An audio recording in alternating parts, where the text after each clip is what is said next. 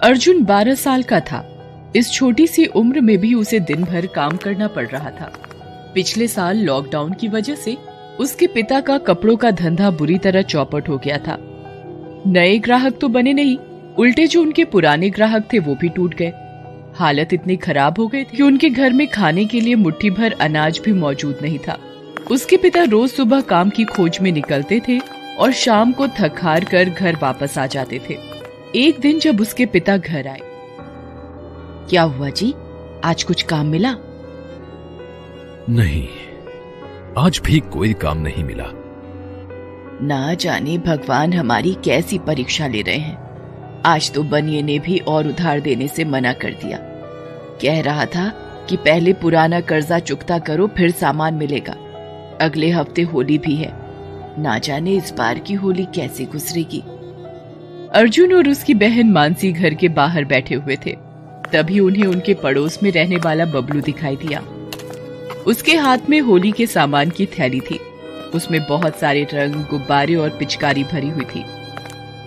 भैया देखो, बबलू कितना सारा सामान लेकर आया है। हम कब जाएंगे भैया सामान लेने? जाएंगे मानसी, हम भी जाएंगे। अर्जुन ने कह तो दिया था, मगर समझ में उसके भी नहीं आ रहा था कि ये सब कैसे होगा। अभी दोनों भाई बहन गुमसुम बैठे हुए थे कि अचानक अंदर से पापा के चिल्लाने की आवाज आई। अर्जुन, मानसी, जल्दी अंदर आओ। देखो मम्मी को क्या हो गया है। दोनों भागकर अंदर गए। अंदर मम्मी बेहोश पड़ी थी। देखो मम्मी अचानक से बेहोश होकर गिर पड़ी है। तुम रखो, मैं जल्दी से डॉक्टर को लेकर आता हूँ। थोड़ी देर बाद पापा डॉक्टर को लेकर आए। डॉक्टर ने मम्मी की जांच की और कहा, इन्हें खून की कमी है। सही से खाना पीना ना होने से ऐसा हो जाता है। मैं दवाई लिखकर दे देता हूं, आप मंगा लीजिएगा और इनके लिए फल लेते आइएगा। डॉक्टर के जाने के बाद पापा सोच में पड़ गए कि अब दवाइयों और फलों का इंतजाम कैसे होगा। तब तक मम्मी को भी होश आ गया। सारी बात जानकर वह बोली, एक तो पहले ही इतनी मुसीबत थी, ऊपर से मैं भी बोझ बनकर बैठ गई।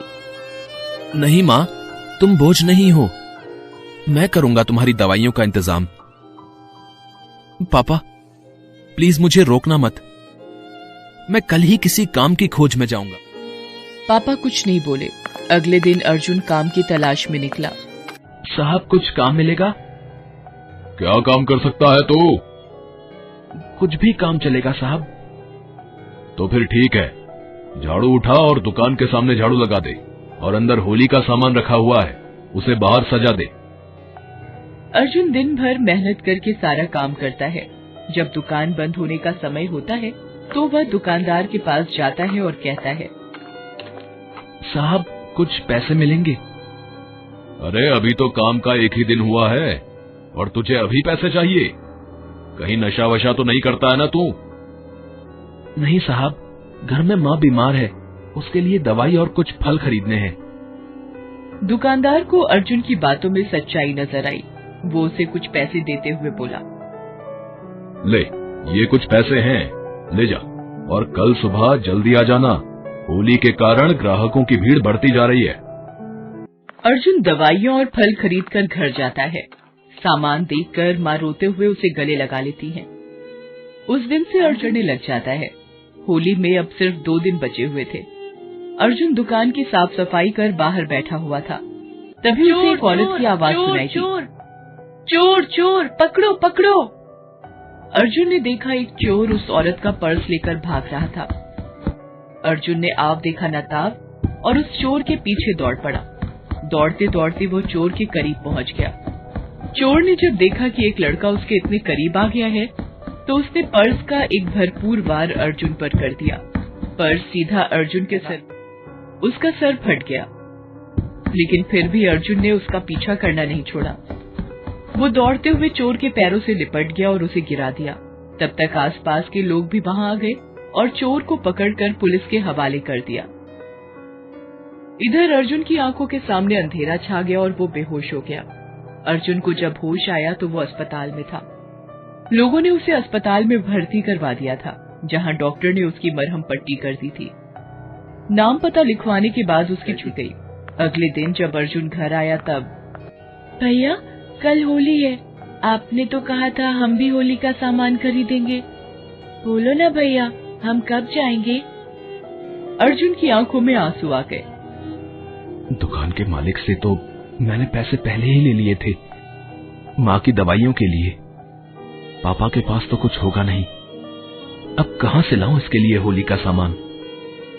अब तू फिक्र मत कर, मैं तुझे होली का सामान जरूर दिलवाऊंगा, जरूर दिलवाऊंगा। अभी अर्जुन मानसी से ये बोल ही रहा था कि वहां एक कार आकर रुकी। उस कार से वही कल वाली औरत जिसका पर्स चोर लेकर भागा था वह निकली, उसके साथ उसके पति भी निकले। उसके हाथों में ढेर सारी थैलियां थी। आंटी आप यहाँ कैसे? बताती हूँ, पहले अंदर तो चलो। वो औरत और उसका पति अर्जुन और मानसी के साथ अंदर आते हैं और अर्जुन के माता पिता से मिलते हैं। कल अर्जुन की वजह से हम बर्बाद होते होते बचे हैं। जिस पर्स को अर्जुन ने चोरी होने से बचाया है उसमें हमारी प्रॉपर्टी के कागज थे और मेरे कुछ गहने जिनकी कीमत 12-15 लाख थी। अगर वो चोरी हो जाते तो हम बर्बाद हो जाते। फिर उसके पति ने कहा, अर्जुन ने हमें बर्बाद होने से बचाया है, इसलिए हमारा भी उसके प्रति कुछ फर्ज बनता है। हम पहले अस्पताल गए थे, वहीं से आपके घर का पता मिला। ये लीजिए, इसमें कुछ कपड़े, फल और मिठाइयां हैं। लो बेटा, इसमें आप लोगों के लिए रंग और पिचकारी है। और भाई साहब, आप अपनी नौकरी की चिंता बिल्कुल मत कीजिए। इनके दोस्त की शुगर मिल में सुपरवाइजर की पोस्ट खाली है, वो नौकरी अब आपको ही मिलेगी। और आपकी पत्नी के इलाज की जिम्मेदारी भी अब हमारी। और अब से दुकान पर काम करना बंद। अब आप और आपकी बहन फिर से स्कूल जाएंगे। अर्जुन के पापा की आंखों में आंसू आ गए। आज उन्हें अपने बेटे पर गर्व महसूस हो रहा था। हो भी क्यों ना, आज ये सब कुछ तो उन्हें अपने बेटे की बदौलत ही मिला था। उधर अर्जुन भी बहुत खुश था। ये होली एक साथ इतनी सौगातें जो दे गई